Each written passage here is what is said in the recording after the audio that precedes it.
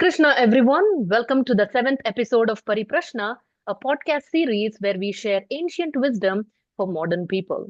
So, in this episode, we will be discussing chapter number 7 of Srimad Bhagavad Gita titled Jnana Vijnana Yoga. This is another fascinating chapter where Krishna unravels the mystery of his energies. He also teaches us how to find Krishna in the everyday things around us, and he also very nicely explains who are the four types of people who surrender to him and who are the four types of unfortunate people who do not surrender to him. So please join me as I continue to inquire from His Grace Kamalochan Prabhu. So Hare Krishna Prabhu, please accept my humble obeisances. All glories to Srila Prabhupada. Hare Krishna. So Prabhu, this chapter is titled Jnana Vijnana Yoga. So until now, you have very nicely explained to us what is Jnana, what is Jnana Yoga. In fact, chapter 4 was titled Jnana Yoga. So there is an introduction of this new term here, Vijnana. So what is Jnana Vijnana Yoga, Prabhu? Jnana means knowledge. In general, it refers to the knowledge of my relationship with this material world. Who am I? I am soul, I am not this body. I am in the body, and I am in the material world with contaminated consciousness, suffering, forgetting my identity that I am this body. So jnana means to the knowledge of the soul. That is called jnana. Mhm. When you say vijnana, means realized knowledge. The knowledge that I am not this body, I am spirit soul. But what exactly is a soul? Mhm. That is servant of Krishna. So vijnana means to understand I am servant of Krishna and to act on the platform of being servant of Krishna. That is called vijnana. That is called realized knowledge. That is acting on the platform of knowledge. The positive knowledge that I'm not this body, I'm spirit. So not only just that knowledge, but to understand that I'm servant of Krishna. That is why the 7th chapter to the 12th chapter is pure devotional service, because it is Vijnana. Okay, very nice. So Prabhu, the last shloka of the previous chapter. So Krishna said, Yoginamapi sarvesham madgatenantaratmanam shraddhavan bhajate yo mam same yuktatamo matah. So Krishna clearly told Arjuna, Arjuna, you become a yogi. And who is the best of the yogi? Sarvesham madgatenantaratmana, whose mind is absorbed in me all the time, who is worshipping who is worshipping me with faith. And the first shloka of the 7th chapter also, Krishna is emphasizing how it is important to attach our mind to Krishna, to be absorbed in Krishna. So he's saying, Shri Bhagavanu Vacha, Maya Sakta Manaf Partha, Yogam Yunjanmadashrayah, Asamshayam Samagram Mam Yata Gnyasyasi Tachrunu. So, Prabhu, focusing on this aspect of absorbing our mind in Krishna and performing bhakti. So, can bhakti be performed without absorbing, without attaching our mind to Krishna also? Yeah, bhakti can be performed, but that is not ripened bhakti. For example, somebody may be chanting the Hare Krishna Mahamantra, the mind may not be absorbed in the chanting of the Hare Krishna Mahamantra. Mhm. Somebody may be worshipping the Lord, the mind may not be absorbed in the worship of the deity. Mhm. So that is called sadhana bhakti. That is, you are practicing devotional service. Sadhana means you are practicing. Externally, you are there in doing activities, but the mind is not completely absorbed. Sometimes absorbed, sometimes not absorbed. So as the practice goes, intensity becomes more and more. Then there are stages of bhakti, that is Shraddha, then there is Sadhu Sangha, Bhajana Kriya, Anartha Nivritti, Nishtha, Ruchi, Asakti, Bhava, Prema. Mhm. So as you go stage by stage, the stage is defined, or these stages are defined according to absorption in Krishna. So ultimately, what matters is absorption. But it had to start somewhere with a practice. Mhm. When you practice, it becomes a habit. The habit is actually secondary nature, and ultimately it becomes nature. Okay. So right now, Prabhu, seems like our mind is absorbed in a lot of worldly things. So how Mm. do we transfer the attachment of our mind in the worldly things to this higher attachment, that is attachment to Krishna? Again, the attachment to Krishna is actually uh, by default, it comes by service. Okay. By serving Krishna, you become attached to Krishna. Now just see why a mother is attached to the baby, the boy, her son or daughter, because she has served her. By service, you develop attachment. So that service is called bhajana. Bhaj dhatu. Bhaj means to serve. Like somebody becomes very attached to a dog.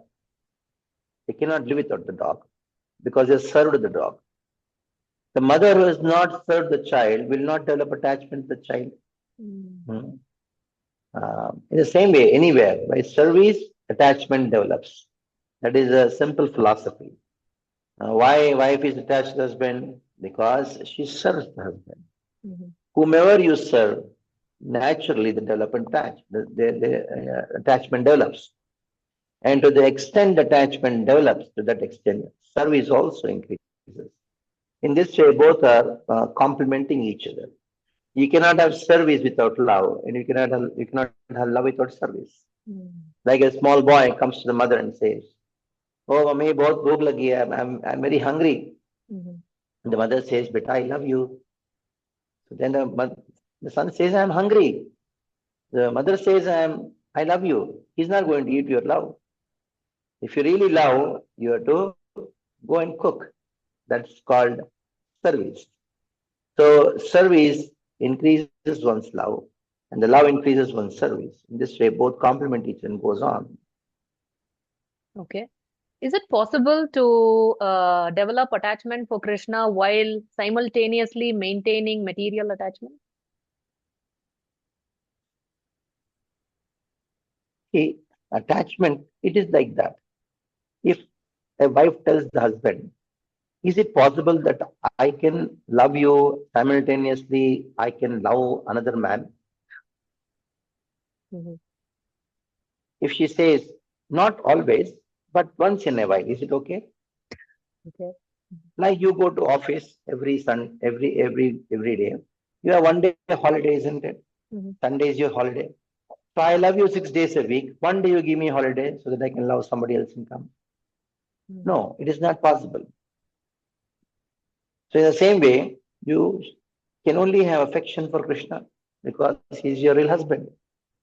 And now we say, oh, you're too fanatic. Just love God and nobody else. Yes, we love Krishna and we love others because they're all connected to Krishna. And that is perfect love. That is perfect attachment. Like when a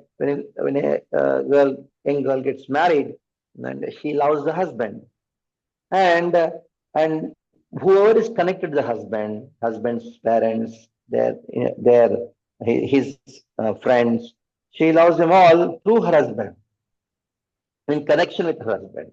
And that love is not exactly the same love what she has for the husband. It is manifested in a different way. So when you love Krishna, and that is how you love everyone in this world.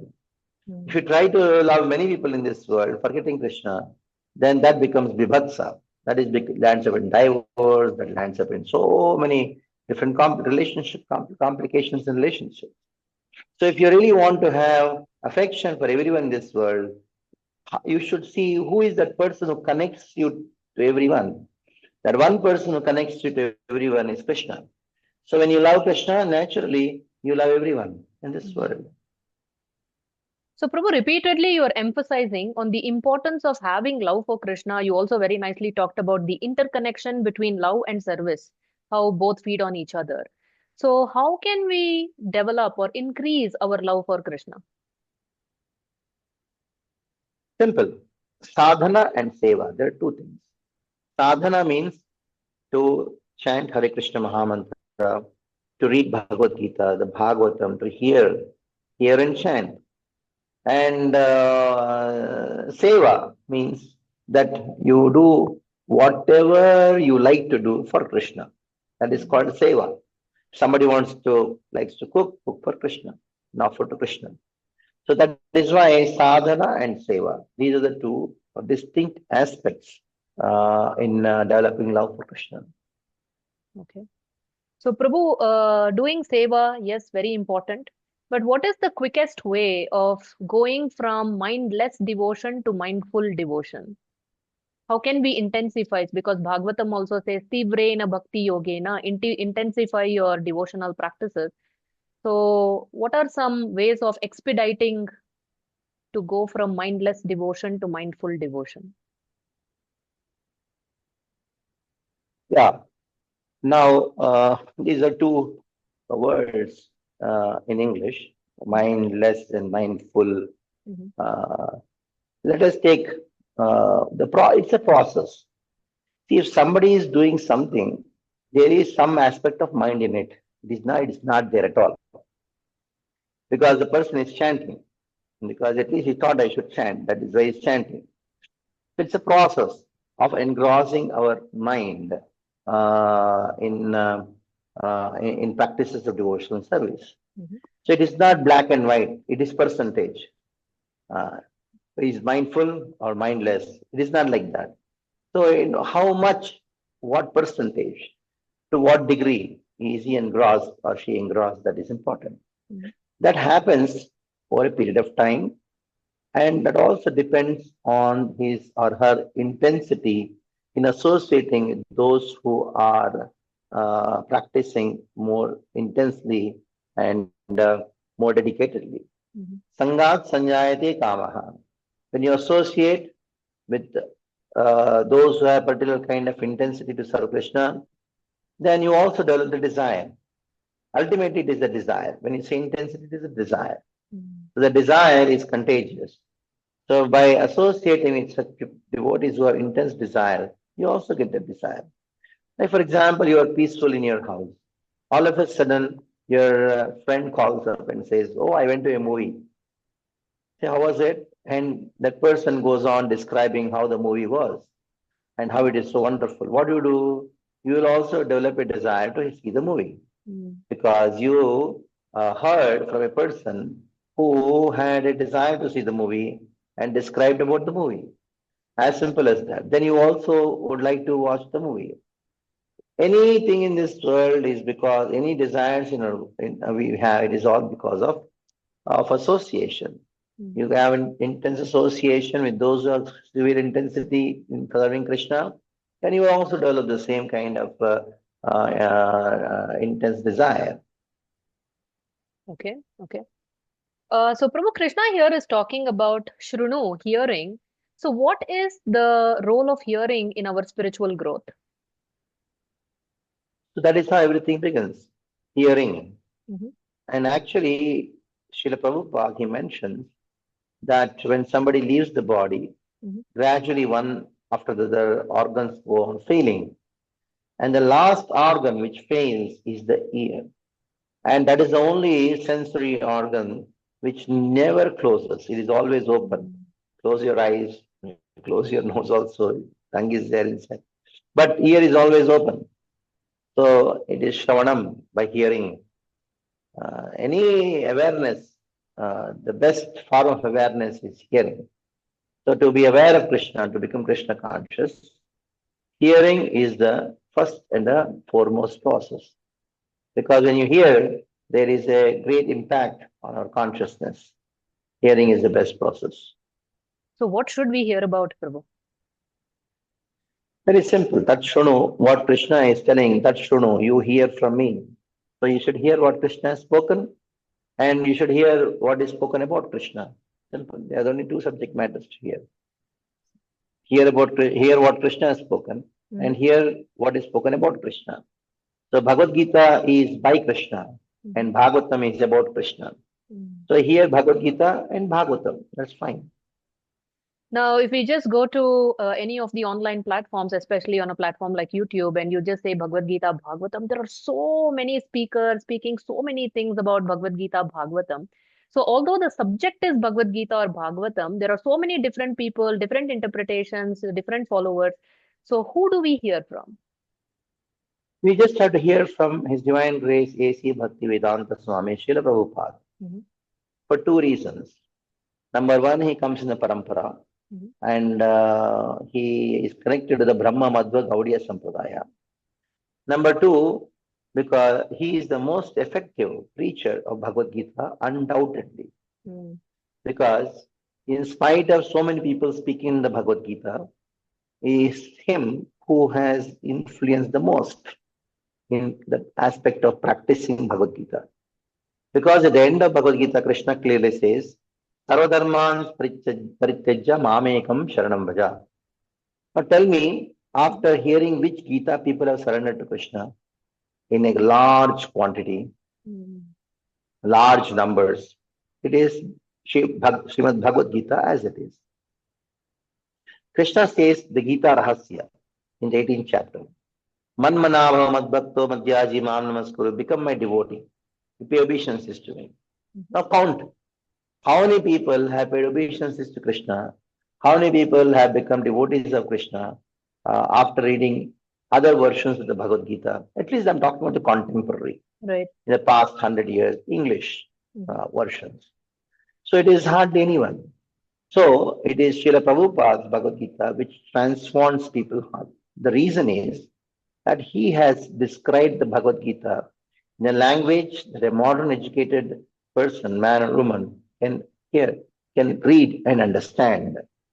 So this he has presented in such a way, like a mother would digest the food and then give the essence of the food to the baby without even knowing. mm, Baby has baby without even the baby eating it. Directly it goes.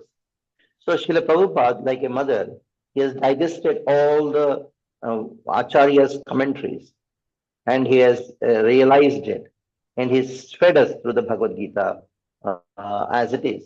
mhm, So, though there are so many people speaking on the Bhagavad Gita, best is to hear from Srila Prabhupada directly.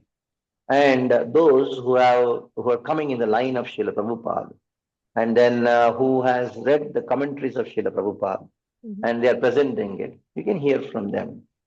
And also, many speakers, when they speak the Bhagavad Gita, even though from Srila Prabhupada, they would present according to their realization.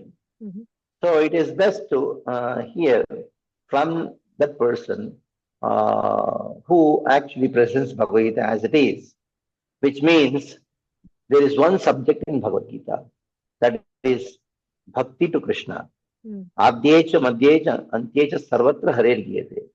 In the beginning, middle, and end of all the scriptures, there is only Bhakti being spoken. The same way, in the beginning, middle, and end of Bhagavad Gita, there is only Bhakti being spoken. So, Narada tells Vyasa that Jnana Niranjanam, even though Jnana, Naishkarmyamati Apti Achyuta Bhavarjitam, even though it's a great philosophy which is leading you to liberation, but if the philosophy, that knowledge, that speech, or that class, mhm, that pravachan, which doesn't lead a person to Achyuta Bhava, to develop love for Krishna, that pravachan is of no use. In spite of it being based on so-called Bhagavad Gita, the Bhagavatam, it may be a great philosophical discourse, but ultimately, by hearing that, one should develop Achyuta Bhava. mm, If it is Achyuta Bhavarjitam, na Shobhate. mm, It's not, there is no Shobha, there is no greatness in it. Jnanamalam Niranjanam, even though it is transcendental knowledge, mhm. but if it doesn't give rise to Achyuta Bhava, then it is of no use. Yeah. So, Prabhu, hearing versus reading, is one better than the other or both equally potent? Srila Prabhupada says hearing is more important than reading. Mhm, So one should hear. That doesn't mean one should not read. तत्पटन् विचारणपरो भक्त्या विमुच्येन्नरः Supatan Vicharana Paro Bhaktya Vimuche Naraha. The Tachunvan means what? Hear first. mhm, And then Supatan. Supatan means you study it very nicely. And then Vicharana Paro. Vichar means you have to contemplate. Then Bhakti will manifest. Bhaktya Vimuche Naraha. Okay. So, Prabhu, the Acharya, the role model for Shravanam is the great Maharaj Parikshit. So, what are some key lessons that we can learn from him and walk in his footsteps? Parikshit Maharaj is an Acharya for Shravanam, and he expresses his desire to hear about Krishna. In the 10th canto, in the first chapter itself, he expresses his desire to hear about Krishna. When Parikshit Maharaj spoke about Krishna in just 2 verses and just he became silent, at that time Parikshit Maharaj was waiting, and Sukadeva Goswami became silent after speaking 2 verses. Parikshit Maharaj was eagerly hearing all the 9 cantos, and he was very more eager to hear about Krishna. When it came to hearing about Krishna, then Sukadeva Goswami just spoke about Krishna in 2 verses and then just became silent. Parikshit Maharaj became very angry. Hmm. They say, how can he become angry on a speaker of Bhagavad? Yes, become angry. Very angry. So, what is the reason for his anger? The reason for his anger is this: that I've been waiting to hear about Krishna, and you just summarized Krishna, all pastimes of Krishna in 2 verses. I want to hear in a more elaborate way. Taninyo Madhavistara. So, the first quality is to hear more and more. Hmm. The first quality of Parikshit Maharaj is to hear more in detail. So that is why Parikshit Maharaj he inquires. Now, before inquiring, he expresses his desire why I want to hear about Krishna.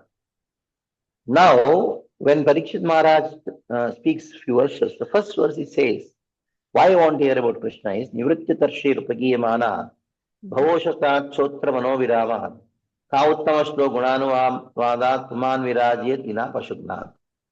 So there he uses his word Pashuknath. Means one who doesn't hear about Krishna is a killer of an animal, is a butcher. Hmm. So you may say, what are these very strong words? Yes. Parikshit Maharaj, this is what is his consciousness.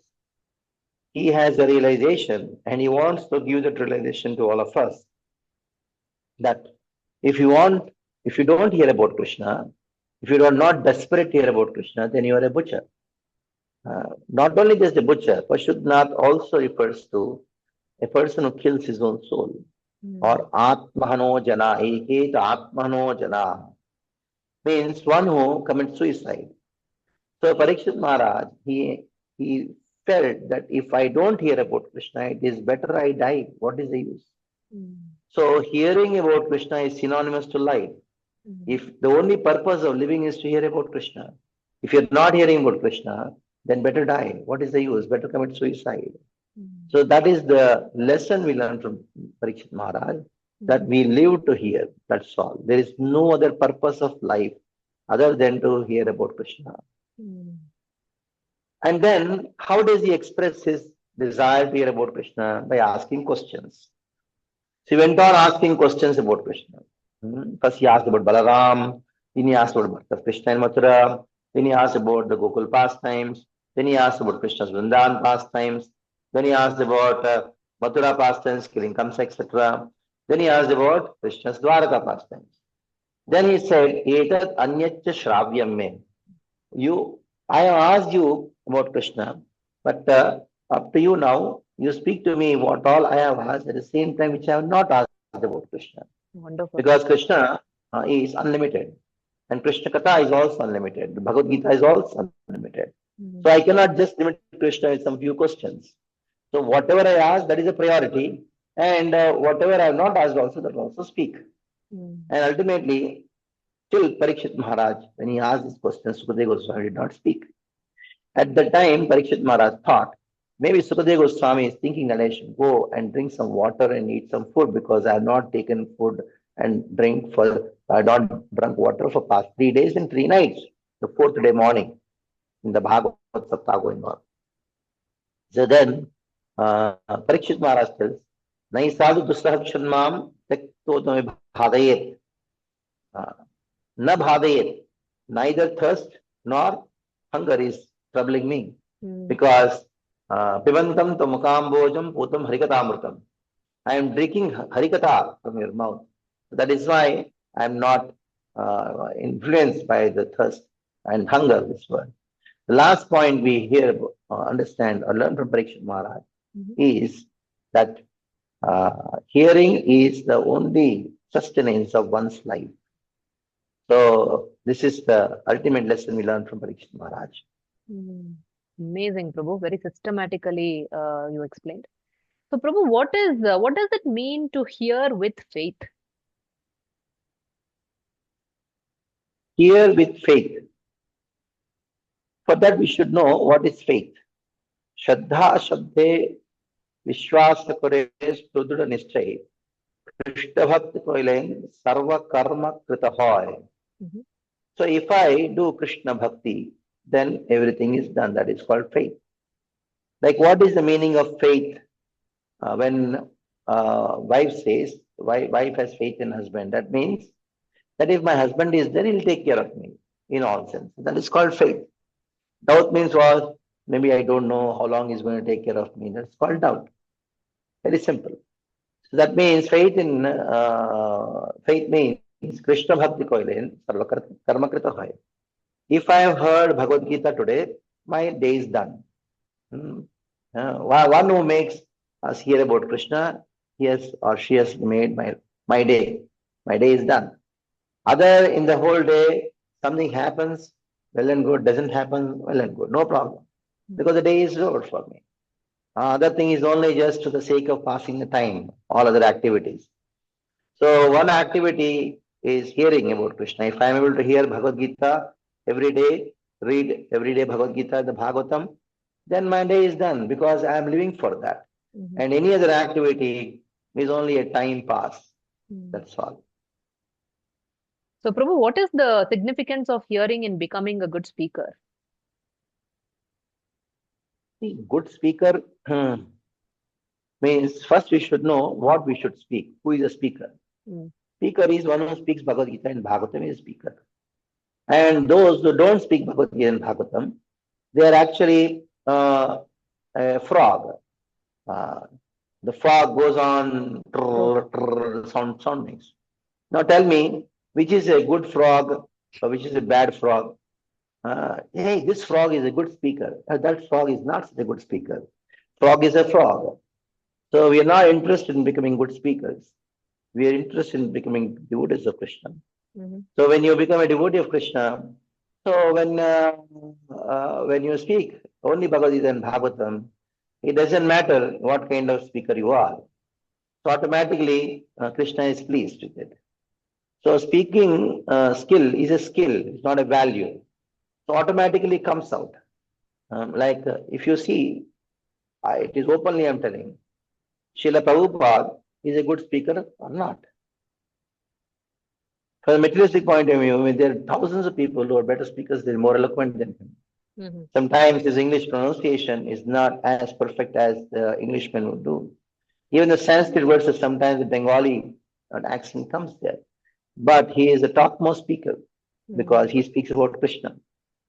So it is not that how one speaks, that's actually what one speaks. If he is speaking about Krishna, then he is a speaker. If he is not speaking about Krishna, he is not a speaker at all. Like for example, you have some radio or some television or some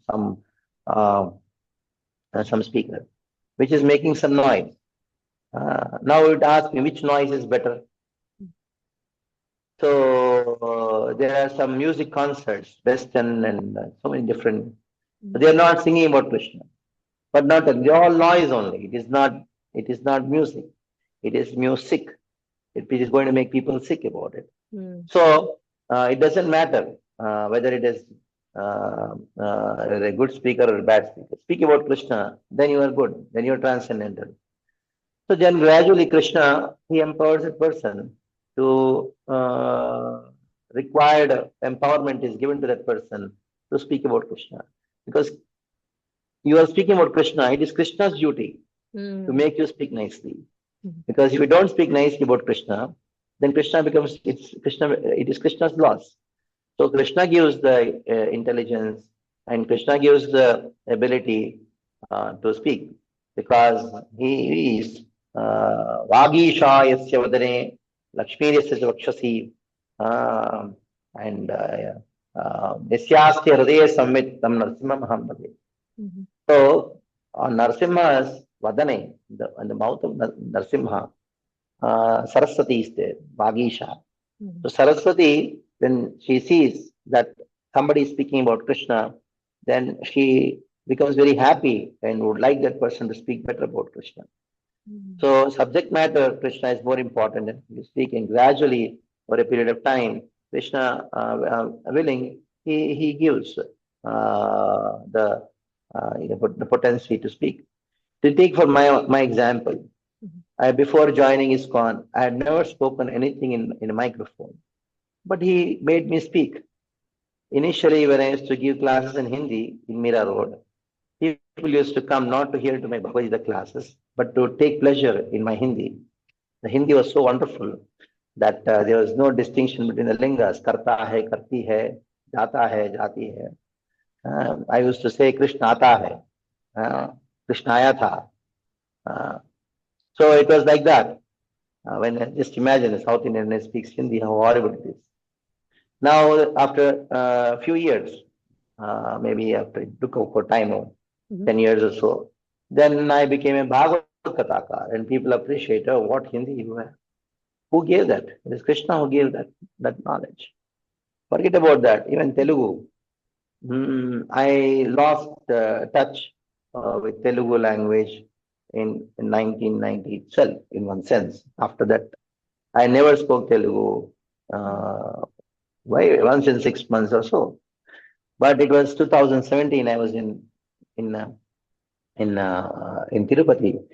I just tried out. Let me speak Telugu. That being in Tirupati and speaking in Hindi or English is not so good. Being brought up in Andhra Pradesh. So I just spoke, and first two sessions were somewhat here and there, and it was very fluent. It is because of Krishna's mercy. It happens. Otherwise, impossible. Nice, nice. So, Prabhu, Krishna is saying here the effect of hearing about Krishna from Krishna is that Samagram Mam, you will know about me in full.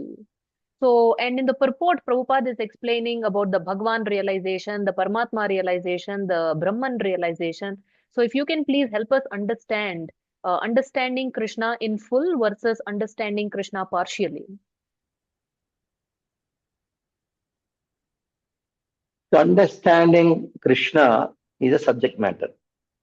Now, understanding the Brahman feature of the Lord is a partial understanding, and understanding the Paramatma feature of the Lord is somewhat more advanced, but that's also incomplete understanding.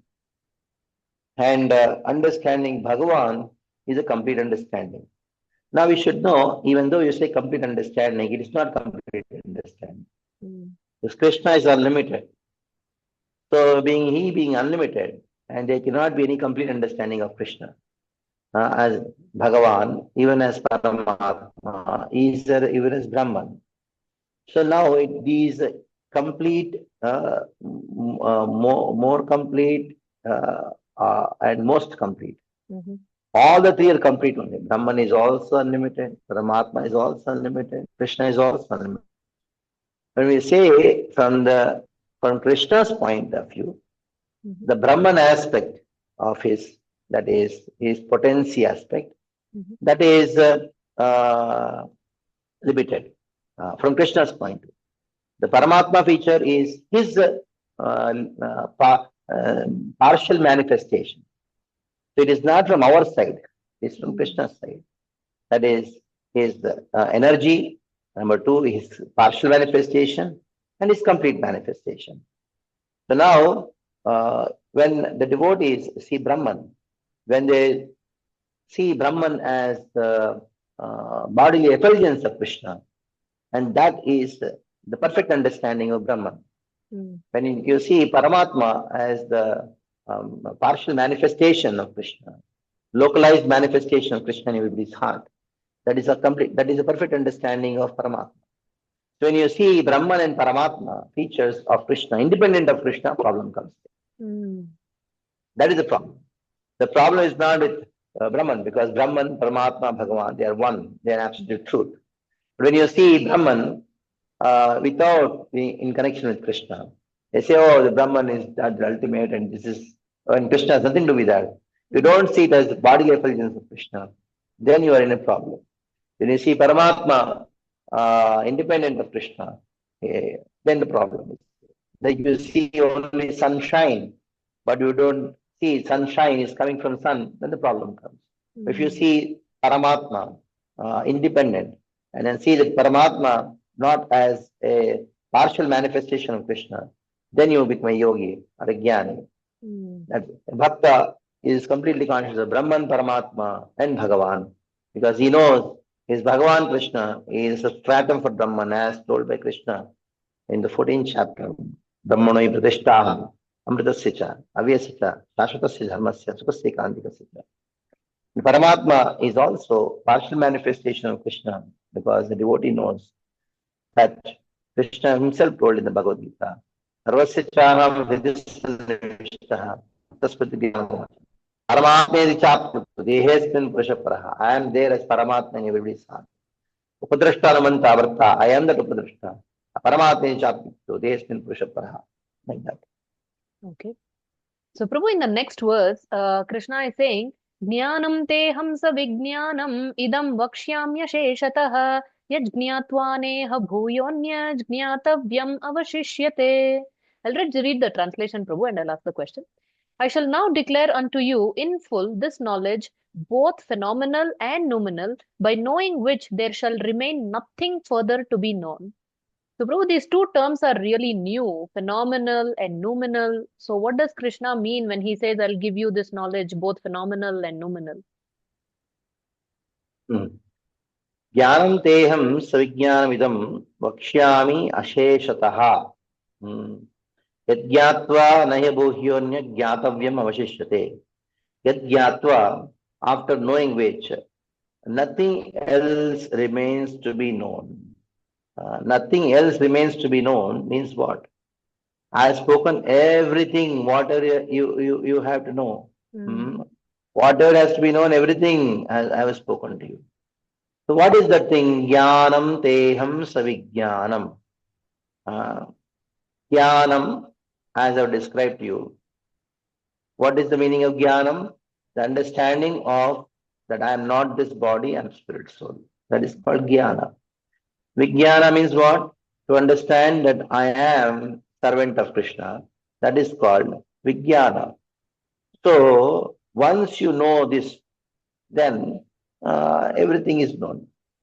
Especially in this particular chapter, when he says Vijnana, it means that to see that everything in this world is energy of Krishna. When you see everything in this world as energy of Krishna, that is actually Vijnana. Knowing Krishna means knowing that whatever manifested in this world, that is actually Vijnana. Jnanam teham savijnanam. That is why in this chapter, Krishna introduces a very unique concept. What is that unique concept he introduces? That is, Bhumira Panalo Vayu Kammano Vuttrivacha Ahankaramiti Yemme Binna Prakritishtara. So, Bhumira Panalo Vayu Kammano Buddhirevacha Ahankaramiti Yemme Binna Prakritir Ashtada. So he says, whatever you find in this world, this earth, water, fire, air, ether, mind, intelligence, and false ego, they are my prakriti, they are my energy.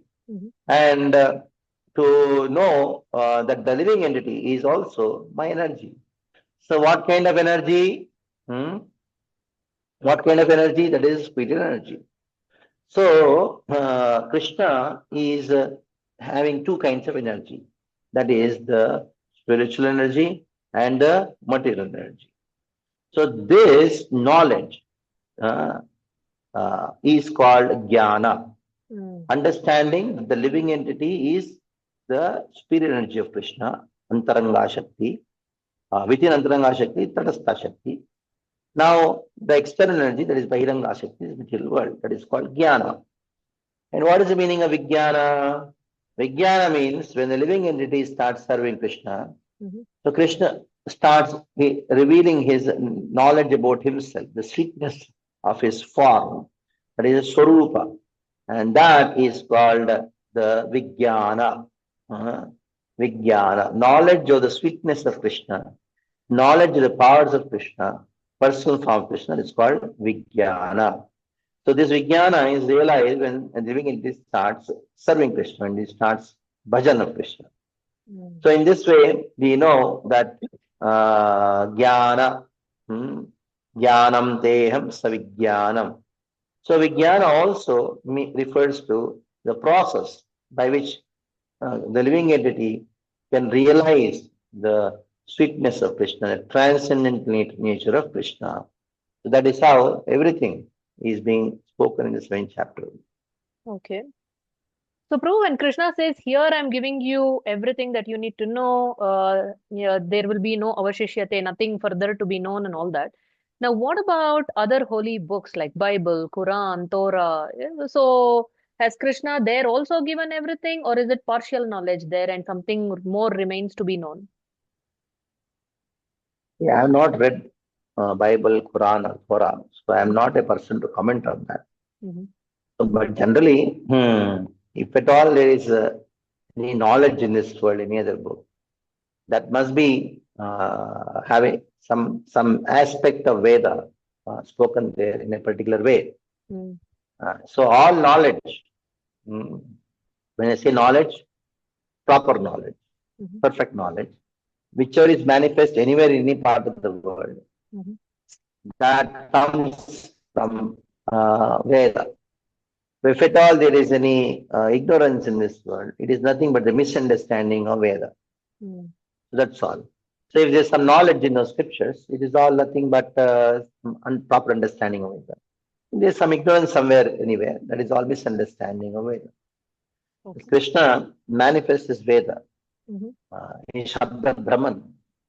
So depending on the extent you see Krishna, to the extent of your realization of Krishna, it's called proper knowledge. Maybe it's not complete. On the other way, when you see incomplete understanding of Krishna and misunderstanding, that becomes ignorance. So I am not the authority to speak on Bible, Quran, or Torah, or any other book, because I'm not read it. What is being well read? Okay. Because Bhagavad Gita and Bhagavatam itself keeps me so busy. So busy means I'm so engrossed. I have not done that, please. Okay, Prabhu, sure.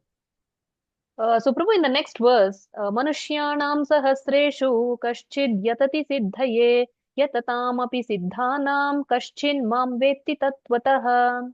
So here Krishna is talking about the rarity of those who really understand Krishna, those who attain perfection. So Krishna is here is saying here, out of many thousands among men, one may endeavor for perfection, and of those who have achieved perfection, hardly one knows me in truth. So Prabhu, in the previous session, you have explained what is Siddhi, perfection. Perfection is, you said, attaining Krishna Prema, love of God, that is perfection. So, in the Chatur Purusharthas, Dharma, Artha, Kama, Moksha, there is no Krishna Prema. So, if somebody has to question, you are talking about a perfection that is not there in Chatur Purushartha, how do we explain to them? The Chatur Purusharthas are there only for the purpose of helping you to attain Krishna Prema. If you cannot, because you have to exist in this world, so some Chatur Purusharthas are there, Dharma, that is Dharma, Artha, Kama, Moksha. So Prema is actually the perfection of life. So who attains the Prema? Only one who has an association of a devotee. That is what is described, the rarity. The rarity of a soul who attains Krishna. Krishna Prema. There are so many people who are trying to attain perfection, but they don't know what is perfection. By somehow they come to know by association devotee. Among them, those who perform sadhana, very few attain perfection in Krishna Prema. Because for that, you need to be following in the footsteps of the gopis of Vrindavan, Vrajavasis, to attain Krishna Prema. So that is what is being described here. Okay. And when Krishna says, Mam veti tattvataha, one knows me in truth, what does it mean to know Krishna in truth? What is the meaning of the word Krishna or Mam Veti Tattvataha? So, Tattvataha means one who knows that Krishna is completely conquered by prema. To know the glory of prema, the power of prema, that it conquers Krishna, that it binds Krishna. Like Yashoda bound Krishna. So to know this, how the Supreme Lord, who binds everyone by the three modes of nature, is bound by Krishna prema. That is to know that Krishna is Krishna prema is superior to Krishna. Krishna bhakti is superior to bhakti. So that is called rasa. Okay. So to know Krishna in truth means to know rasa tattva, his relationship with the gopis of Vrindavan, the Vrajavasis. That is rasa. Rasa tattva is Krishna tattva. To know Krishna as raso vai saha, raso vai saha, ladva, anandi bhavati, evayam ladvanandi bhavati. Upanishad says this. And to know Krishna as Akhila Rasamrita Murtihi, Tarakapalihi, Akhila Rasamrita. Right. When you know Krishna as a Rasa Swarupa, the personification of Rasa, the personification of Melo, which is Prema, that is to know Krishna in truth. It is not just enough to know Krishna as God. To know Krishna is Rasa, that is called Tattvataha. Okay.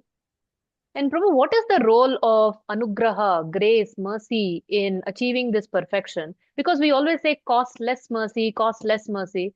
So if this mercy cannot be caused, then what is the whole purpose of us doing sadhana and so many other things? Yeah. I'll bring the subject here. There are some people who say just mercy, mercy, mercy, mercy. Some people say just endeavor, endeavor, endeavor. And they give two examples for it. Those who talk only mercy, only mercy, only mercy, they give an example of the cat and the kitten. The cat carries the kitten and with the neck and then goes from one place to another place. To shift the place of the kitten. The kitten doesn't have to do anything, just have to sleep, that's all. It doesn't even know the cat is carrying and going. So mercy, 100% mercy there. 100% depend on mercy. There are some who say, no, prayasa, prayasa, prayasa. You have to endeavor, endeavor, endeavor. So then they give the example of the monkey, mother monkey and the baby monkey. I don't know how many of you have seen that. The baby monkey hangs on to the mother monkey's stomach. The mother monkey is not bothered whether the baby monkey is there hanging on or not. Jumps one tree to other tree. And it's there in anxiety. What's going to happen if I leave it gone? Sometimes there may be a river on the other side. There's a tree here, there's a tree here. And this mother monkey jumps from this part of the tree, 100 feet down. And this baby monkey is holding on to the mother monkey, leaves gone. So some will give the example of this. But it is not, both of them are not perfect. Actually, perfection is, mercy is there, endeavor is also there. That is what Krishna showed by this pastime. Yashoda was tying Krishna, belly to the water, and then two fingers were shot. Kartik Maas is coming. Now, after Navaratri, Kartik starts. So, in Kartik month, we sing this Damodarashtakam, and there we know the story that how two fingers were being shot. So, one finger refers to our Krishna's mercy, other finger refers to Yashoda's endeavor, devotee's endeavor. So, now the example, perfect example is that I am in a blind well. I don't know how deep it is, very dark. Now what happens? Mercy comes in the form of a rope. But the mercy comes, this is called causeless. You did not ask till the rope came. So now what you're supposed to do? Rope came. Oh, wonderful, I'm happy. But no, you have to catch hold of the rope. So both mercy, ahetuki kripa, and your endeavor, that is to catch hold of the rope, and you can be pulled up. So that is the example which fits into our philosophy. And this mercy is there upon everybody equally, isn't it, Prabhu? It is there, everybody equally. Definitely it is there. Opportunity is there for everyone. Bhagavad Gita is there for everyone. It is not a Bhagavad Gita only for you, not for you. Everyone. That is why Krishna spoke Bhagavad Gita, in between the two armies, so that it's to show that it's meant for everyone. Okay, okay. So, Prabhu, while Krishna in this verse is stating he is stating the rarity of somebody coming onto the path of spirituality and eventually attaining perfection and knowing him. Here are our great acharyas in the last episode, so nicely you glorified. There is Srila Bhaktivinoda Thakur, Srila Bhakti Siddhanta Saraswati Thakur, Srila Prabhupada. Everybody's mission. We are going to, Vishwa Vaishnava Rajya Sabha, ISKCON, International Society for Krishna Consciousness. We want to make the whole world Krishna consciousness. So here is Krishna saying it is very rare. And here are our merciful acharyas saying that we want to make the whole world Krishna conscious. So how do we reconcile these two? See, Krishna has perfectly told it is rare. But he did not say the availability of mercy is rare. Okay. People taking up that mercy is very rare. Like Bhagavad Gita is in plenty. In Sweden, one devotee, we were talking about some architectural features. And what are you doing in this big area? You can use it. So, no, bro, we have a lot of books here. So I saw a huge go down of books. Huge go down. I told him, wow, what is this? They said these books are available. They are in the go down since 1991. It is like 33 years. They are just lying there in the go down. So now availability is not a problem. But so mercy is not a problem. What is the problem? You're taking advantage of mercy. As simple as that. So Krishna actually created this world, Karunyam Tat Kriya, to show his mercy. So it's flowing, Ganga is flowing, but you're trying to find water in your bathroom. That is the problem. And you say, oh, no water, no water. Ganga is there, it's flowing. So like the rope has come and you're thinking, no lift, no light. No, the rope is there. You catch hold of it. Just have to catch hold of it. They'll lift you. We don't even want to catch hold. What we can do?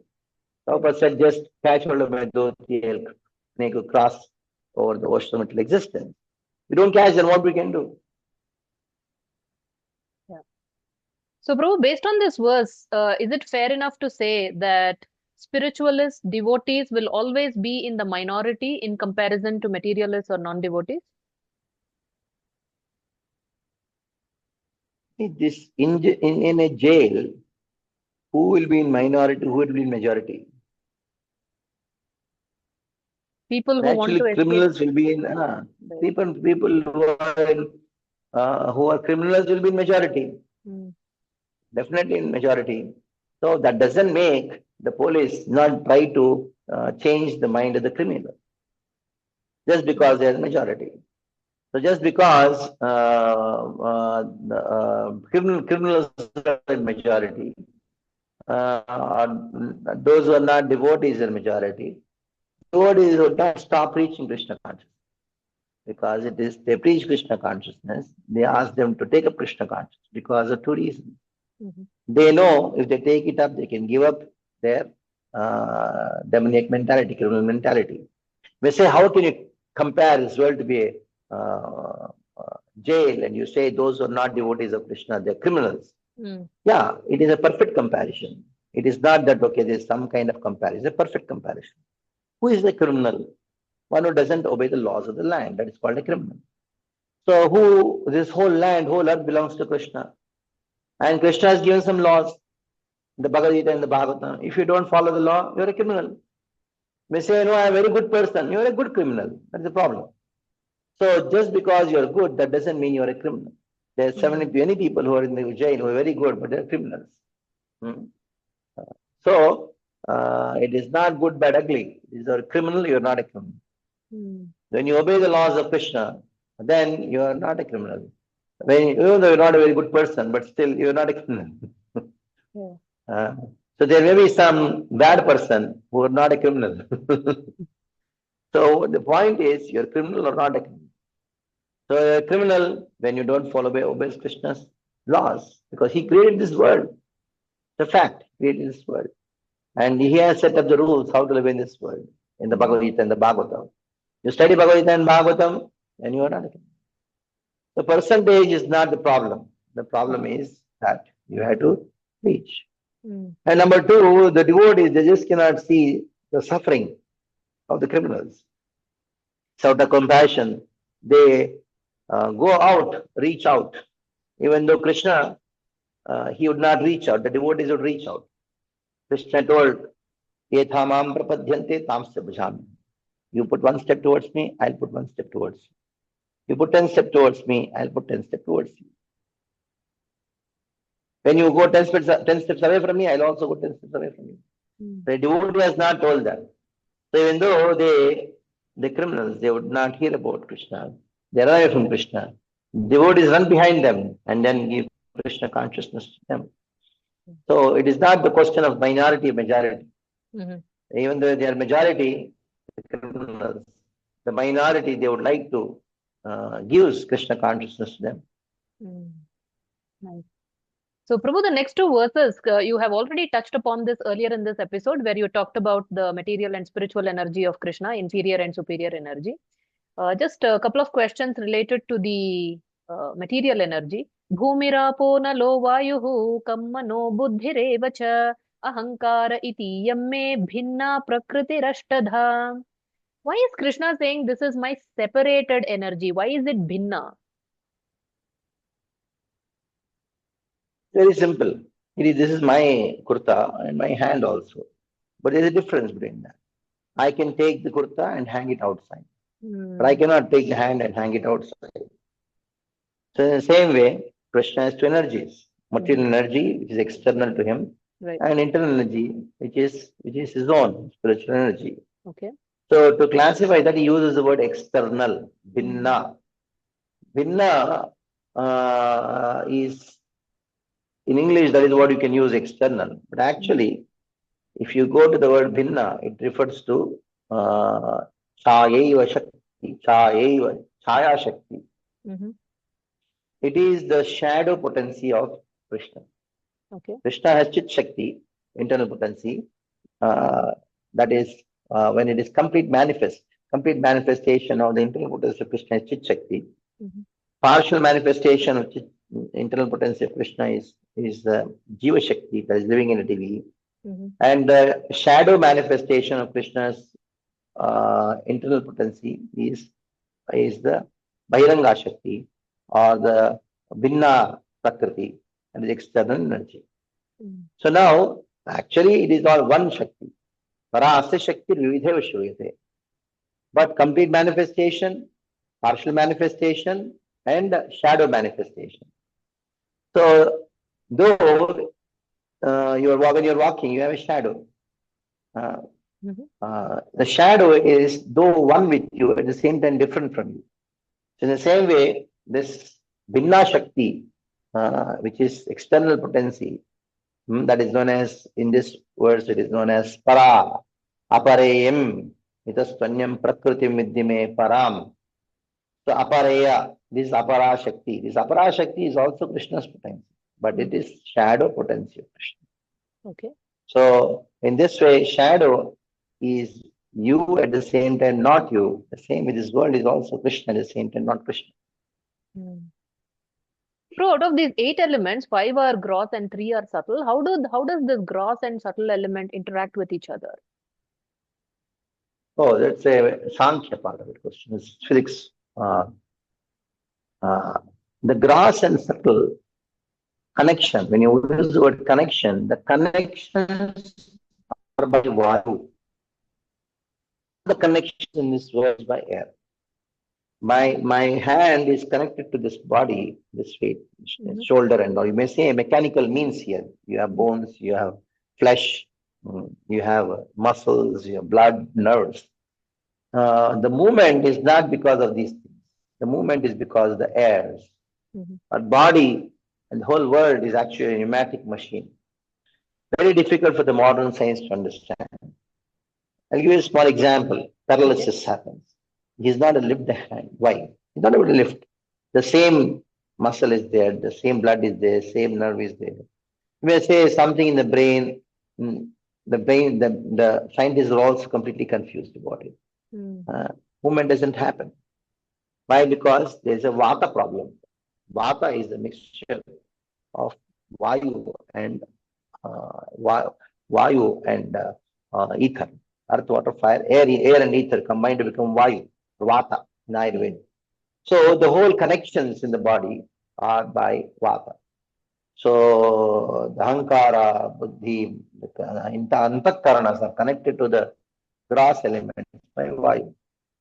At the same time, you should know the the elements are not just gross; they have a subtle forms too. So all these things are still Sankhya, it's a very deep science. But for now, it is interesting to know that they are all connected by airs. Okay. So, Prabhu, next, when Krishna is talking about this living entity, Jiva being a superior energy, I just want to read one sentence of Prabhupada from the purport and have you elaborate that. The living entities who are exploiting these inferior energies for different purposes are the superior energy of the Supreme Lord, and it is due to this energy that the entire material world functions. So, how do we understand this? It's simple. You have a big building. How did the building come up? Just because of earth, water, fire, air, ether, just came up? No, there was one businessman who wanted to make money, and so he purchased the land, the building, sold the building. So everything movement happened because that one jiva, the superior being, the person, the man. So Prabhupada talks about it to show that how the modern science says everything happened by chance. There is no consciousness behind all the movements in this world. It happens by chance. No. Behind it, there is a conscious person who actually wanted things to happen. So that is the reason Prabhupada talks about in the purport. Okay. Brilliant. So in shloka number 6, Krishna is saying, of all that is material and all that is spiritual in this world, know for certain that I am both its origin and the dissolution. So Krishna here is saying, I am the origin of both material and spiritual. And here we are sitting and thinking that I am the owner, this belongs to me, that belongs to me, but actually everything belongs to Krishna. So how does this understanding that Krishna is the source of everything bring a sense of humility in all of us? Naturally, when your friend gives you even a small pen or a car or a house to use, and you know that though I don't have it, he has given it so that I can use. Naturally, you will become humble to him. But if you think this is mine, then you will develop enmity towards him. Very naturally. So Krishna, he has provided for you. So your friend also provided for you. So naturally become humble. Okay. So, Prabhu, this beautiful analogy that Krishna says that I am the thread on which all these pearls are strung. So, when we see a beautiful necklace, what is very obviously visible are the beautiful pearls. So, it takes a little bit more of uh, perceptive awareness to actually see the thread that is holding the pearls. So, in our own lives also, there is Krishna's invisible hand in everything that is happening in our life, everything that we see around us. So, how can we become more conscious of the presence of Krishna as this invisible thread that is holding everything and that's making everything happening in my life? So how to Krishna started the class also. When you hear, for example, you are having a nice, wonderful car, and then you're so happy. Then your father comes and says, you know, this car is gifted to you by our grandfather. You become so happy, yeah. It is because of him. So then you feel some affection for him. You feel some kritagya for him. So the moment you think it is mine, you try to enjoy. When the moment you think it is not mine, it was given to me, it was gifted to me, then you immediately become humble and then try to respect the person, honor the person, love the person who gave you. Same way, here also. Mm-hmm. So when you know a hearing that it is Krishna who gave us, so we take it for granted. When you take it for granted, then you will suffer for the same injustice or the crime you have done. When you take it for granted that the property what you got is from your grandfather, Mm-hmm. you forget him and then say, "Oh, it's mine," and you start thinking it's mine, I'm enjoying. Then what happens? Your son will do the same thing. When he gets a job, he gets a beautiful wife and car and children. He forgets you. Mm-hmm. So gratitude, the attitude of gratitude Mm-hmm. has to be developed. So Krishna, he gave us the food to eat. The, even though even though you think I've earned, many people have earned, but you may say I earned and got the food to eat. But what about digestion? It is Krishna who is there in the body. He is Vaishvanaro Bhutpa, and he is digesting. Digestion happens because of Krishna. Okay, you thought, no, I digested it. Okay, what about the strength? Alam balavatam cha. It is Krishna who is the bala. No, no, I am strong. One small corona will make you flat. Then, so you have to be Krishna conscious. There is no alternative to this. What is the meaning of Krishna conscious? I am able to breathe because of Krishna.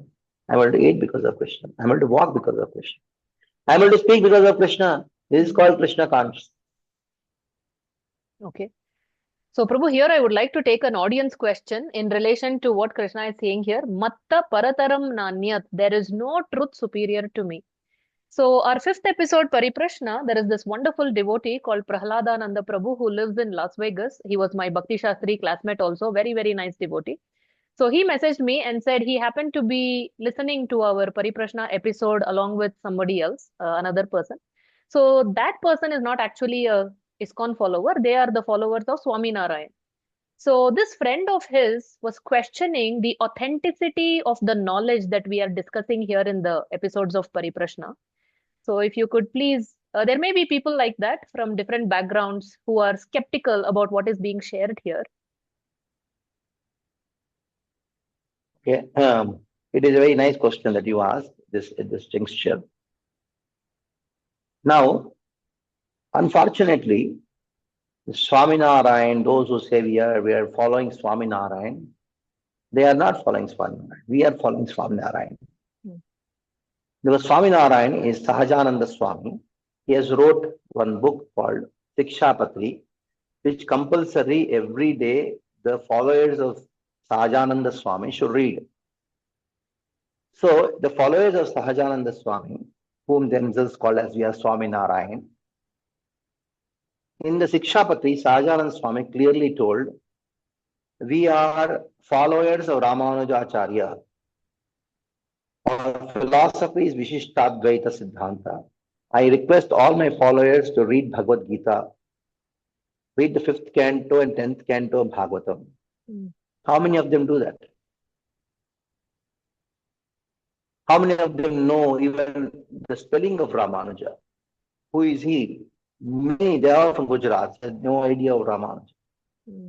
So clearly as told that our philosophy is Vishishtadvaita as followed by them. It is there in the Shikshapatra. They read it, but they are unconscious about it. So when you don't study the literatures written by your Acharya, even if it happened to ISKCON also, we don't study Srila Prabhupada books. After some time, you may have your own concoction about what is right, what is wrong. So exactly, the devotees of ISKCON, International Society for Krishna Consciousness, they study Bhagavad Gita as it is, as written by Srila Prabhupada.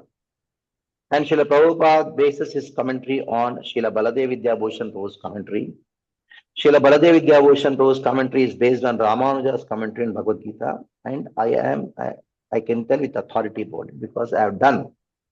Keeping Srila Prabhupada's Bhagavad Gita in the center, Madhvacharya's commentary, Ramanujacharya's commentary, Baladev Vidyabhushan Prabhu's commentary, Srila Vishwanatha Chakravarti Thakur's commentary, like all this circled around, and Sridhar Swami's commentary, keeping Srila Prabhupada's commentary in the middle.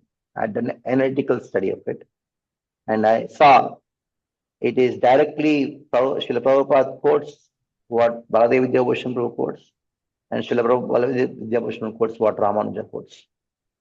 Ramanuja quotes based on 32 points given by Yamunacharya. For example, the dividing Bhagavad Gita into first 6, middle 6, and last 6. It comes from Yamunacharya.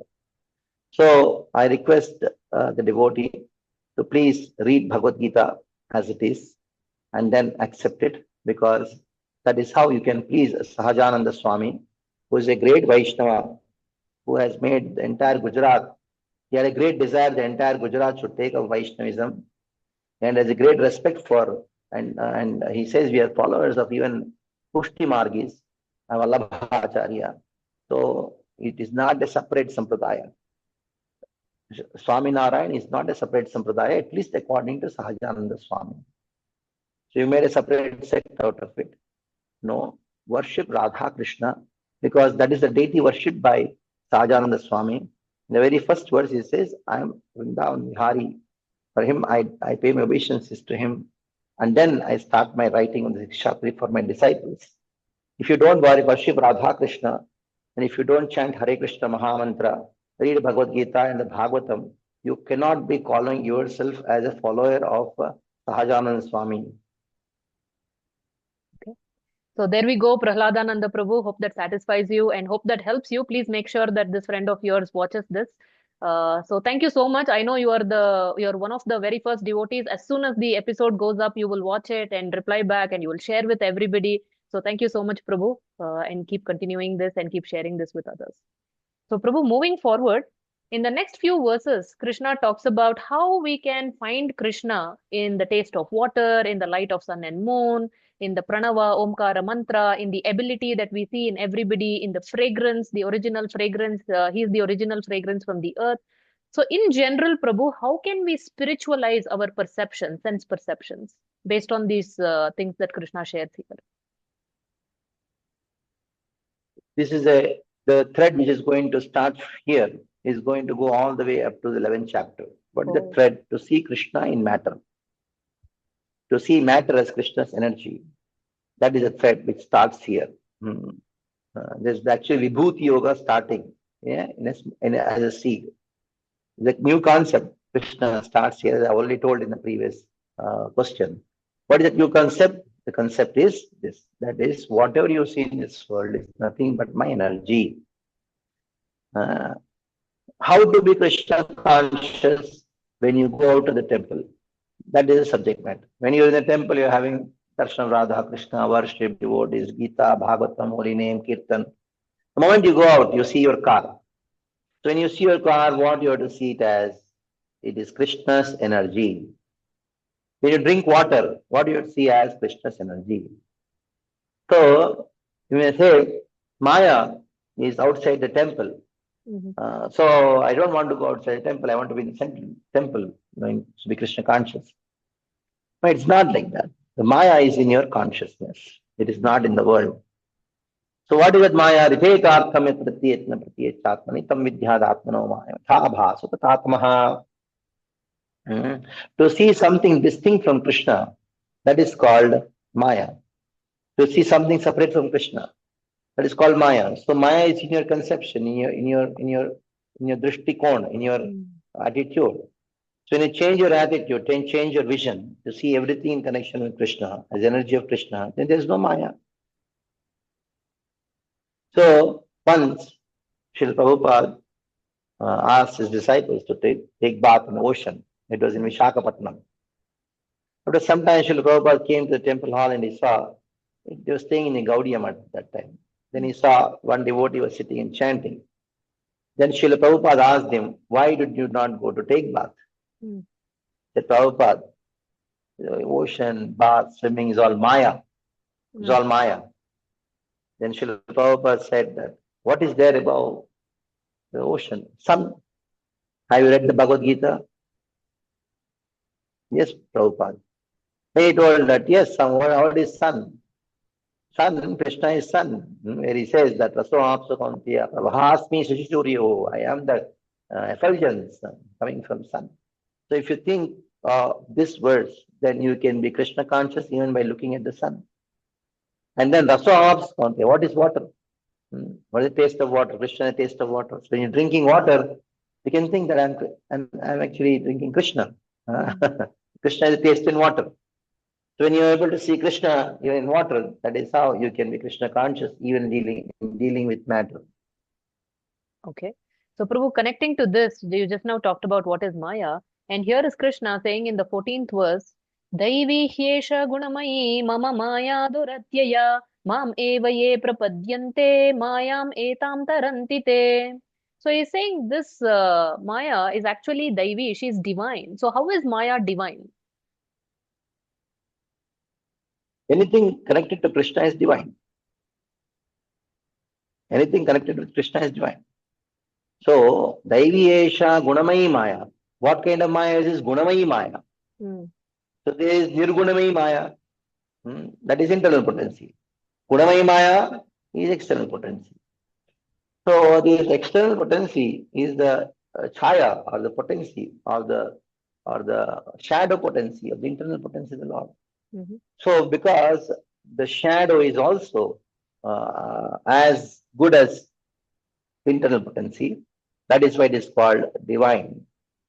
Everything in this world is connected to Krishna. The moment you offer a flower to Krishna, does it not become divine? It does. Why you take that flower and put your hands in? So, when you take prasad like this, prasad is made up of rice. Why are you putting it on your head and taking a little bit? That's divine, because once you see offer to Krishna, once you see things in connection with Krishna, it's all divine. And he says, Mam eva ye prapadyante. Is surrendering to Krishna the only way to escape from this material world? Yeah, that has been the concept right throughout the Bhagavad Gita, right from the beginning till the end. In the beginning of the Bhagavad Gita, in the second chapter of Krishna, in the 38th verse, Tato Yuddha Jaswa. You serve me, or you fight just for the sake of fighting. That means you fight because I want you to I want you to fight. And Krishna clearly told that to Arjuna. And that is why he is demanding surrender. In the 38th verse, Krishna demands Sukadukhe Samikritva, Labha Labha Dejo, Jaya Jayo, Tato Yuddha Jaswa, Nainam Papam Apsasi. So in that verse, Srila Prabhupada quotes this thing. A verse, Devarshi Pudaptaranam, Kinkaro Nayam Ranicha Rajan, Sarvatmana Sharanam Sharanyam Gatom Kundam, Pariritya Kartam. So Sarvatmana Sharanam Sharanyam, one who is completely surrendered to him, Krishna, he is not obliged to anything else. So the concept of surrender starts from the second chapter itself. And in the beginning, four kinds of people surrender, four kinds of people don't surrender. Ultimately, Saradharman Parityaja. So this is the same concept. So, Prabhu, these four types of people who do not surrender that Krishna is talking about, in the modern context, how do we identify these people? Because they may be living amongst us, they may be in our own family, in our own circles.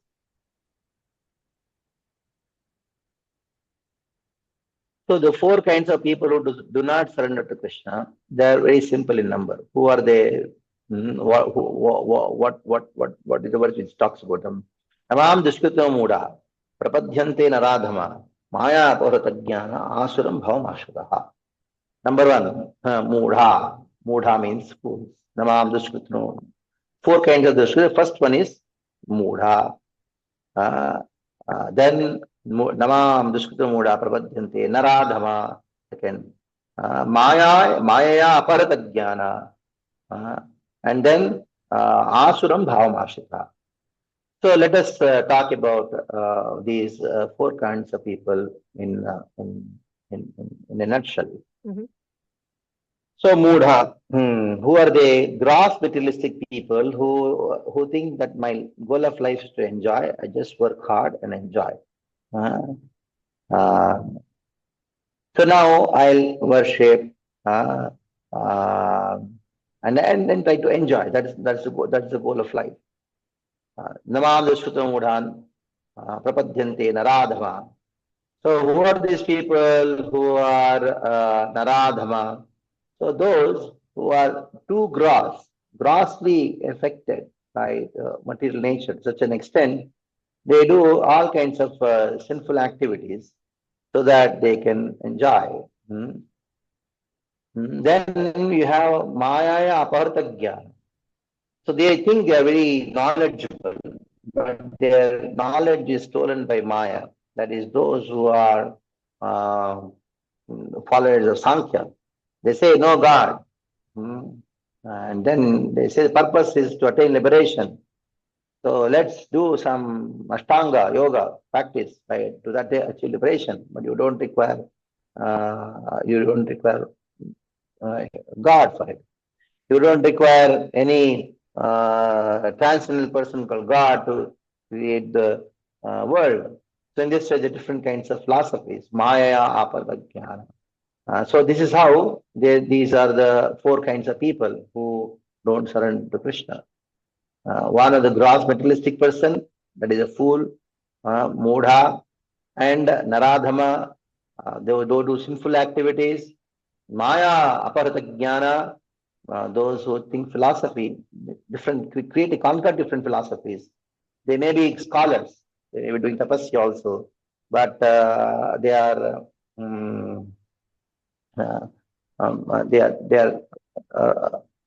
they're not Krishna conscious. Actually, they don't even accept the existence of God. So, Prabhu, can someone be materially intelligent but spiritually foolish, like Adi Shankaracharya says, Mudha Mate? Yeah, definitely. Definitely. Most of them are like that. Okay. So, Prabhu, now shifting our focus to the four types of people who do surrender to Krishna. So, Krishna says, Chaturvidha bhajante mam jana sukrutino arjuna arto jignasur artharti jnani cha bharatarshabha. So, Prabhu, if you can share a little bit about how loving and how all embracing Krishna is, that he is accommodating everybody, no matter for what you are coming, as long as you come to me. Krishna is saying all are devotion. Everybody is practicing devotion. Bhajante mam. Yeah, that is Krishna wants everyone, even those who are other kinds of people, the four kinds of people who don't surrender. He also wants them to surrender. But generally, Krishna says those who surrender are four kinds. But the word used here, Chaturvija bhajante mam jana sukrutinor. Even though one may be artha, artharti, jignasu, jnani, but if he doesn't have the sukruti, he will not surrender. So, what is the meaning of sukruti? One who actually follows the instructions of Krishna according to Veda. Practice Varnashrama. And they know it is Krishna who has set up this Varnashrama Dharma. So somehow or other we are connected to him. One who has this knowledge, they are called Sukruti. There are four kinds of people. They worship Krishna alone. They are not confused and bewildered. Right? They have the knowledge that Krishna is the Supreme Personality of Godhead. It is not just anybody who is suffering, they comes to Krishna. So the two people who suffer. One goes to Krishna, one takes shelter of alcohol. What is the difference? Just because somebody is miserable, that doesn't mean they come to Krishna. They're miserable, at the same time, somehow they got some connection with Krishna, with devotee or somehow or other. And they follow the Varnashrama Dharma. At the same time, they know this Varnashrama Dharma is created by Krishna. Veda is created by Krishna. So we had to surrender to him. Ultimately, one boy who is suffering, but he knows he is my father and she is my mother. But he has somehow given up his connection. But he knows. But he goes to his father and mother because he knows. There's some boy, he doesn't even know who is my father, who is my mother. Where will he go? So that's it. So, Prabhu, is it like, for example, in the case of Dhruva Maharaj, initially he wanted a kingdom bigger than that of his great grandfather, but he came in touch with Narad Muni, and Narad Muni engaged him in the devotional aspect, devotional service, and eventually Dhruva Maharaja's heart was purified, and he took up devotion. So, does this happen with everybody, regardless of whether they're Artho, Jignasu, Artharthi, Jnani? Is this the natural evolution of devotion through different stages? Will they ultimately come to pure devotion? So the examples for these four kinds of people are very, very clear. That is Jignasu, Artho is Gajendra, is the best example for Artho. And Jignasu, the Shaunakadi Rishis of Naimisharanya, they are the example for that. And then you have Artho, Artharthi is Dhruva Maharaj. And then you have Jnani, and this Jnani is Sukha, example of externally is a Jnani because he was Brahman, realized he wanted to know Krishna. So now these are the four examples. But if you see, all of them practically became pure devotees because association of devotees. So just being these and in trying to approach Krishna, they'll go back. But if they have association of pure devotees, and they'll also become pure devotees. Okay. Like Gajendra became a pure devotee. Dhruva Maharaj became a pure devotee. Because of association by the direct association of Krishna, Gajendra became a pure devotee. Like that. Okay, okay. So, Prabhu, next talking about demigod worship in brief, what is the role of demigods in the Sanatana Dharma?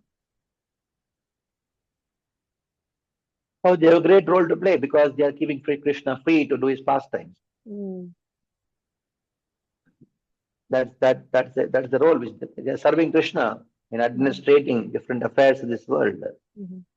So that's the role they play in serving Krishna. They are great servants of Krishna. Now, if somebody says, "How can you say they are servant?" What is wrong? You in this world, when somebody takes pride that I am, I'm working in say Facebook or what do you call it? Apple, Google. Yes, Amazon. I'm working in Google. Ultimately, who are you? You're a servant. But you take pride. And the bigger the master and you're the servant.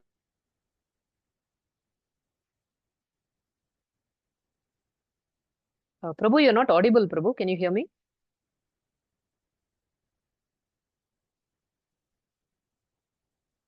Hare Krishna, Prabhu.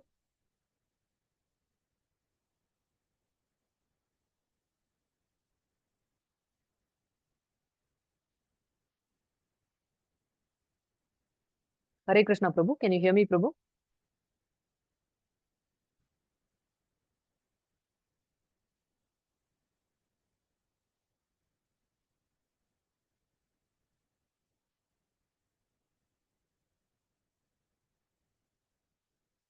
Hare Krishna, Prabhu. Can you hear me, Prabhu? Yeah, last 1 minute or so, I could not hear you, Prabhu. Yeah, that is, I ended it. Okay. So, Prabhu, Krishna says people approach demigods for temporary benefits, and people of small knowledge only go to demigods. So, how can we shift from, because it's quite tempting for temporary benefit, just go to demigods, worship, it's more like an business transaction. So, how can we overcome the temptation of going for the temporary benefit, but go for eternal benefit and approach Krishna directly instead of going to the demigods?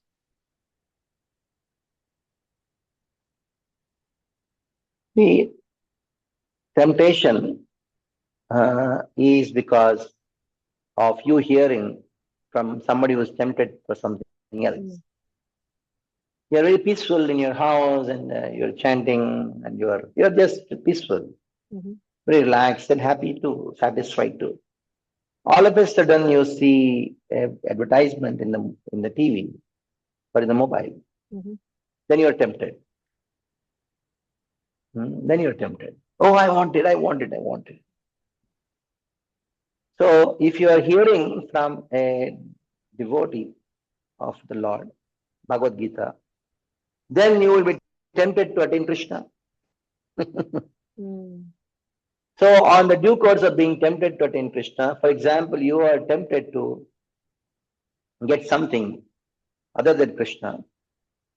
Then when you hear from a devotee that whatever you are tempted for, that Krishna will provide you, provided it is good for you, Mm. then you'll go to Krishna. Like a boy who has great love for his father and mother, but somehow he wants ice cream. Mm. So now where does he go? Will he go to the ice cream shop? That's just to go to the father and mother. I want it. I want it.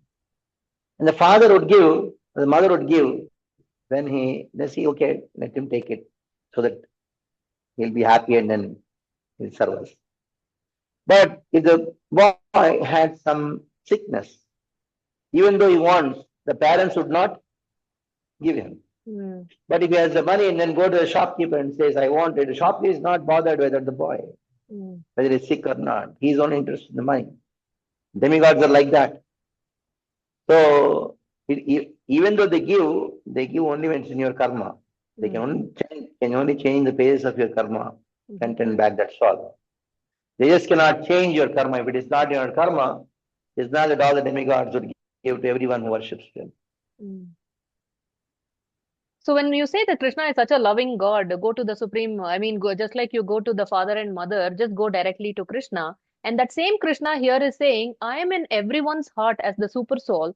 As soon as one desires to worship the demigods, I make his faith steady so that he can devote himself to some particular deity. Now, why would he make our faith steady when we are going to demigod? He would rather weaken our faith so that way we are diverted to Krishna. Yeah, he makes their faith steady, but the devotees would not do that. They will make his faith unsteady. Okay. That's all.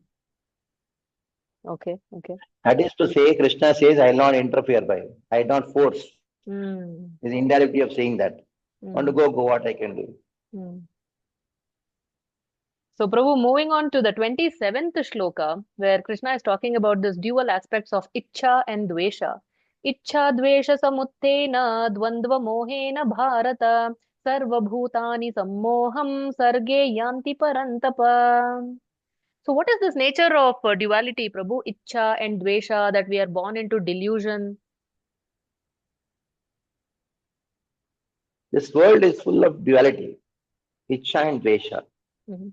So, Sarge Yanti, the purpose, the why we have come, not the purpose. What is the reason for we coming to this world? Because of Dvesha. Because hatred, enviousness for Krishna. And that enviousness of Krishna, it manifests in this world as Ichcha and Dvesha. I love you, I hate you. I like this, I don't like this. Mm. It is good, it is bad. So, Dvandva Mohena Bharata, Sarge Yanti, we come into this world. Why Krishna has spoken this verse? To show that how the reason to come into this world is enviousness towards Krishna. And the reason to get out of this world will be also to get rid of the enviousness towards Krishna. Mm. Mhm. So how to get rid of this enviousness towards Krishna? By loving Krishna. Mhm. That is why this verse is spoken.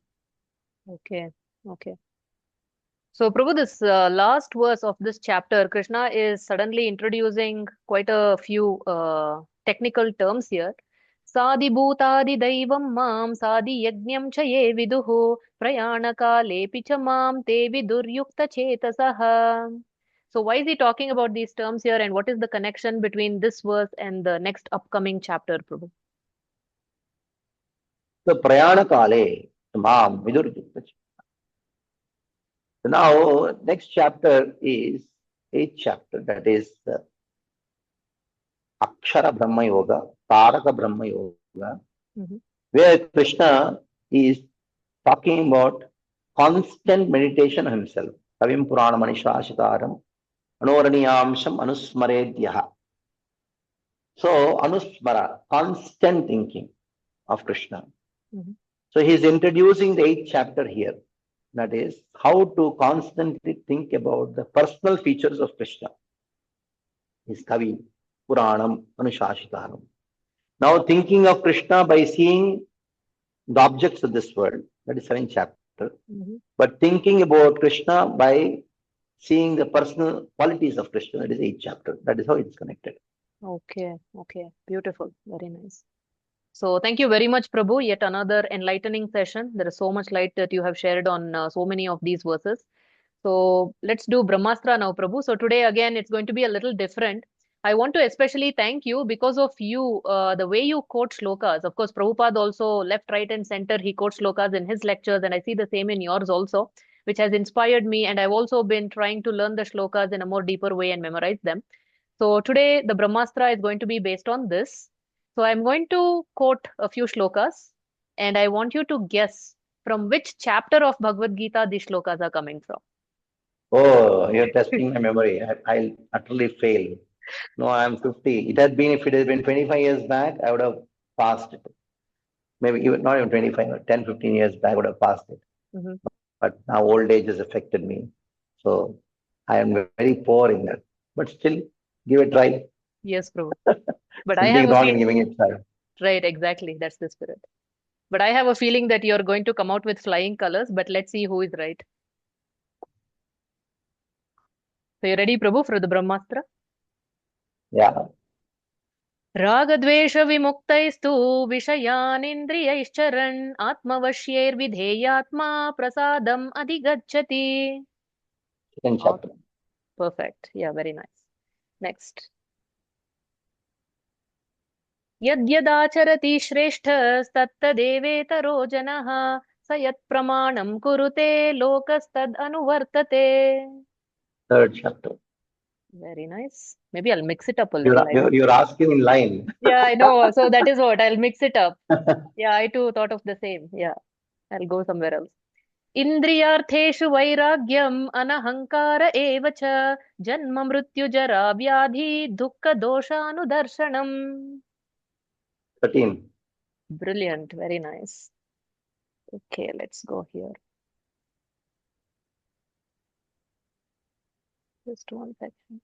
पिताहम् अस्य जगतो माता धाता पितामहः वेद्यं पवित्रमोङ्कार ऋक्सामयजुरेव च. 9. Yes, you're right, 9th chapter. You are winning means I am winning because I predicted that you will do well. Okay, next, yeah. कर्मण्यकर्म यः पश्येद् अकर्मणि च कर्म यः स बुद्धिमान् मनुष्येषु स युक्तः कृत्स्नकर्मकृत्. 4. Yes, you're right. Okay, let's see. Oh, enough now. Just a few more, Prabhu, just a few more.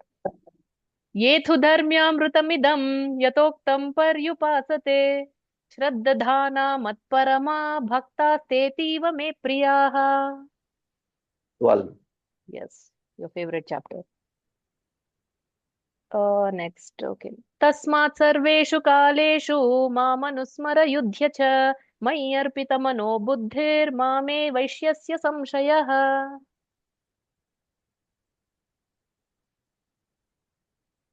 Third. No, our next episode. Yeah. 8th chapter. Yes. 8. Yes. My So should I halt it here, Prabhu, or you want to take a few Yes, more? yes. Yes, I'm done. Enough. Your last one, Prabhu. यत्र योगेश्वरा कृष्णो यत्र पार्थो धनुर्धरः तत्र श्रीर्विजयो भूतिर्ध्रुवा नीतिर्मतिर्मम. Of course, 18. That's very easy. Yeah, very Really. good, Prabhu. I wanted to end with the last shloka of the last chapter. Thank you, Prabhu, for being such a sport, and you do it so spontaneously also. So I just want to let the audience know that Prabhu is not aware of any of the questions, including Brahmastra, ahead of time. He is doing it spontaneously. So that is very, very impressive. So thank you, Prabhu. So thank you very much, everyone. I hope it was another insightful session for you. So I hope that these reflections are helping you on your progress in your own spiritual journey. Please do your part. Kindly share these Pariprashna episodes with everyone you know. And just like Pramila Mataji, Prahladananda Prabhu, if you have any questions, comments, you can put them in the comment section in YouTube, or you can become part of our WhatsApp channel. So for which I have put the link in the description. So become a part of the WhatsApp group, and there also you can post the questions. So thank you very much. Until next episode, stay inquisitive and stay Krishna conscious. Hare Krishna. Hare Krishna, Prabhu. Krishna. Yeah, Hare Krishna.